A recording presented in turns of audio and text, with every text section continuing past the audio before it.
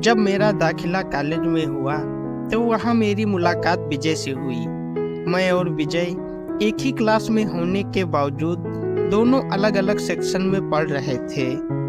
हम दोनों की पहली मुलाकात एक लाइब्रेरी में हुई थी। विजय ने अपनी तरफ से नोट्स देने में मेरी पूरी मदद की थी। यह बात मुझको छू गई थी। विजय वैसे भी लड़कियों से दूर ही रहता था। स्वभाव से शर्मीले विजय को मेरा सलीके से रहना पसंद आ गया था। विजय सुनो, क्या तुम मुझे एक कप चाय पिला सकते हो? मेरा सिर दर्द से फटा जा रहा है। असल में सिर दर्द का तो बहाना था। मैं विजय के साथ कुछ देर रहना चाहती थी। वैसे मैं चाय नहीं पीता, लेकिन चलो तुम्हारे साथ पी लूंगा। विजय कहते हुए थोड़ा झेप सा गया तो मैं मुस्कुरा दी। कॉलेज की कैंटीन की बेंच पर बैठकर विजय ने 2 कप चाय ऑर्डर कर दी। मैं बातचीत का सिलसिला शुरू करने की कोशिश करने लगी। तुम्हारे, मेरा मतलब है कि आपके घर में और कौन कौन है? जी, मेरा एक बड़ा भाई है और माँ बाबूजी। विजय ने नजरें झुकाकर जवाब दिया। यह लड़का कहीं पिछले जन्म में लड़की तो नहीं था। विजय की झिझक और शराफत देखकर मैं सोचने लगी। जी, आपने मुझसे कुछ कहा? विजय ने सवाल किया। तो मैं कुछ अचकचा सी गई। बिल्कुल नहीं जनाब, आपसे नहीं कहूंगी तो क्या इस कैंटीन की छत से कहूंगी, मैं बोली। इतने में वेटर चाय ले आया। विजय ने कॉलेज के दूसरे लड़कों की तरह न तो बातचीत का सिलसिला आगे बढ़ाया और न ही कोई ऐसी वैसी हरकत करने की कोशिश की।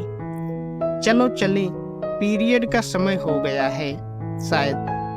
अपनी चाय खत्म करते हुए विजय बोला। तो मजबूरी में मुझको भी अपनी चाय जल्दी जल्दी पीनी पड़ी। इस मीटिंग के बाद न विजय ने कोई दिलचस्पी दिखाई और न ही मुझको विजय से बात करने का मौका मिला। तूने तीर तो बिल्कुल सही निशाने पर लगाया है विजय। रचना की एक झलक पाने के लिए लड़के लाइन लगाए खड़े रहते हैं, पर उसने केवल तुझे घास डाली है। विजय की क्लास के दोस्त उसे छेड़ते। तुम जैसा समझ रहे हो वैसा कुछ नहीं है। उसने मुझसे कुछ नोट्स मांगे थे और मैंने दे दिए, बस, इससे ज्यादा कुछ भी नहीं, विजय झल्लाकर कहता। विजय, चलो न कहीं घूम आते हैं। वैसे भी आज राजेश सर का पीरियड नहीं होने वाला है, क्योंकि वे आउट ऑफ स्टेशन हैं।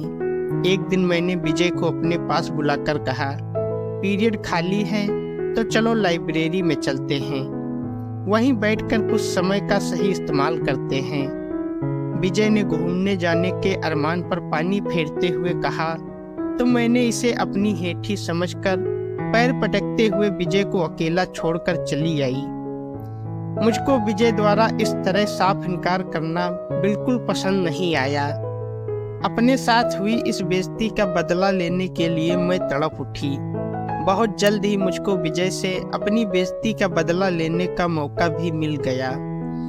एक दिन जब विजय लाइब्रेरी से निकलकर अपनी क्लास की तरफ जा रहा था, तभी उसका ध्यान कहीं और होने के चलते वह एक लड़की नेहा से टकरा गया।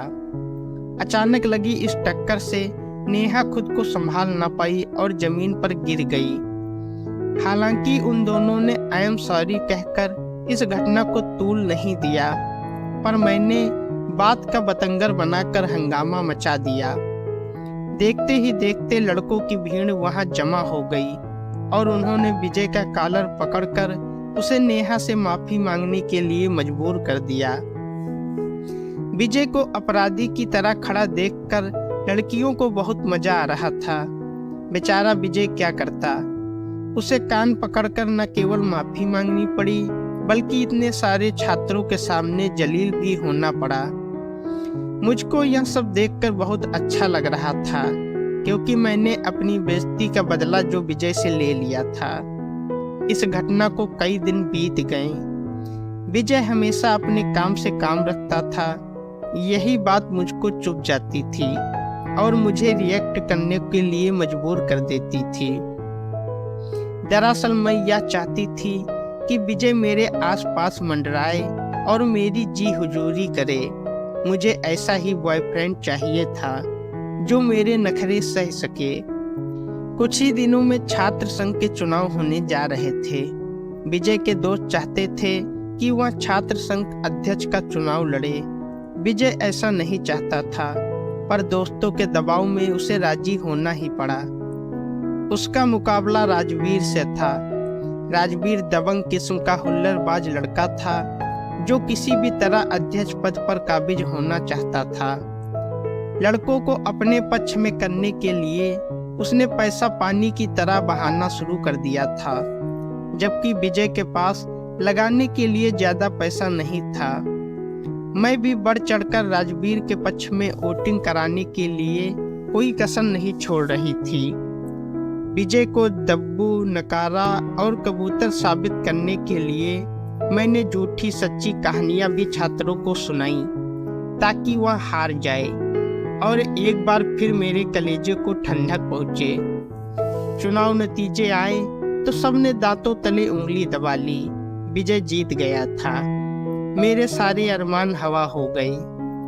जीत की खुशी में दोस्तों ने विजय को अपने कंधे पर उठा लिया और गुलाल उड़ाते हुए कॉलेज का चक्कर लगाने लगे। जीत मुबारक हो विजय, मुझे पता था कि तुम ही यह चुनाव जीतोगे। मैंने रस्मी तौर पर विजय को बधाई देते हुए कहा तो उसने हाथ जोड़ दिए। विजय के रवैये से मैं समझ गई कि वह मेरी असलियत को जान चुका है, इसलिए मैंने अब विजय के बारे में सोचना बंद कर दिया था। मुझे अब विजय से कोई मतलब नहीं रह गया था। इधर मेरे घर वाले भी अब मेरा रिश्ता पक्का करना चाहते थे। उन्होंने कई लड़के मुझको दिखाए भी, पर उनमें से कोई भी मुझे नहीं जच रहा था। उधर विजय अपनी ग्रेजुएशन पूरी करके अच्छी नौकरी पर लग चुका था।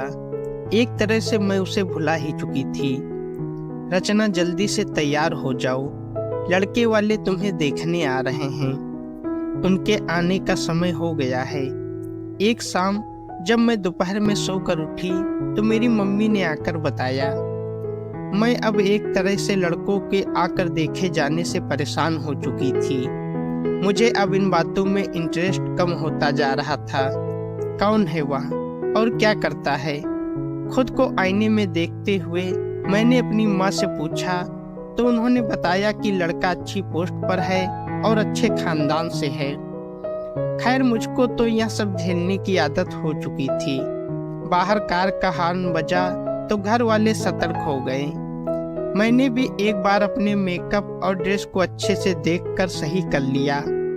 अब मुझको चाय की ट्रे लेकर ड्राइंग रूम में जाना था।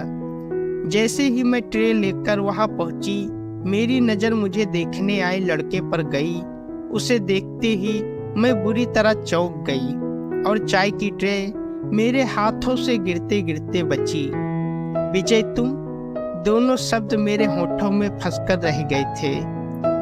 विजय ने अपनी आदत के मुताबिक खड़े होकर पहले हाथ जोड़े और फिर मुझे हेलो कहा। उसका अंदाज बिल्कुल नपा तुला था। बातों ही बातों में मुझको पता चला कि विजय एक अच्छी कंपनी में मैनेजर हो चुका है और अच्छी खासी तनख्वाह पा रहा है। रचना जी, क्या आपको लगता है कि मैं आपका लाइफ पार्टनर बनने के काबिल हूँ? अगर आपका दिल इस बात की गवाही देता हो तो ही आप हाँ करना, वरना साफ इनकार कर देना। एकांत में जब विजय ने मुझसे बड़े ही अदब के साथ पूछा तो मैं जैसे शर्म के मारे जमीन में गड़ी जा रही थी। मुझे लगा जैसे विजय ने मुझसे अपनी सारी बेइज्जती का बदला इस एक सवाल से ले लिया हो। यह सवाल तो मुझे आपसे करना चाहिए था। मेरी इतनी गलतियों को माफ करने के बाद भी अगर आप मुझे अपनाने के बारे में सोच रहे हैं तो यह आपकी महानता है। मैं आपकी गुनहगार हूँ। आप जो चाहें सजा मुझे दे सकते हैं। मेरे चेहरे पर शर्मिंदगी के भाव साफ नजर आ रहे थे। अरे, आप तो रोने लगी। माफी चाहता हूँ कि मेरी वजह से आपका दिल दुखा। शादी ब्याह कोई गुड्डे गुड़िया का खेल नहीं होता। मैं नहीं चाहता कि पुरानी यादें हमारी नई जिंदगी की शुरुआत में रोड़ा अटकाएं। इसलिए जो भी फैसला करो सोच समझ कर ही करना। कहकर विजय जाने को तैयार हुआ तो मैं उसके पैरों में गिर पड़ी। यह आप क्या लगा रखा है विजय? तुम्हारी बीवी बनकर मैं अपने सारे पापों का पछतावा करना चाहती हूँ। क्या तुम मुझे यह मौका दोगे? सोचेंगे। उस समय बस इतना ही कहकर विजय वापस ड्राइंग रूम में चला गया और अपनी माँ के कान में कुछ फुसफुसा दिया। भाई, मेरे बेटे और हमें तो लड़की पसंद है। अगर रचना को कोई एतराज ना हो तो आप दोनों की शादी तय कर दीजिए। विजय की मम्मी के कहे ये शब्द मेरे कानों में मिश्री की तरह घुलते जा रहे थे। मेरे मन की घबराहट अब धीरे धीरे खत्म होती जा रही थी और मैं मन ही मन बहुत खुश थी।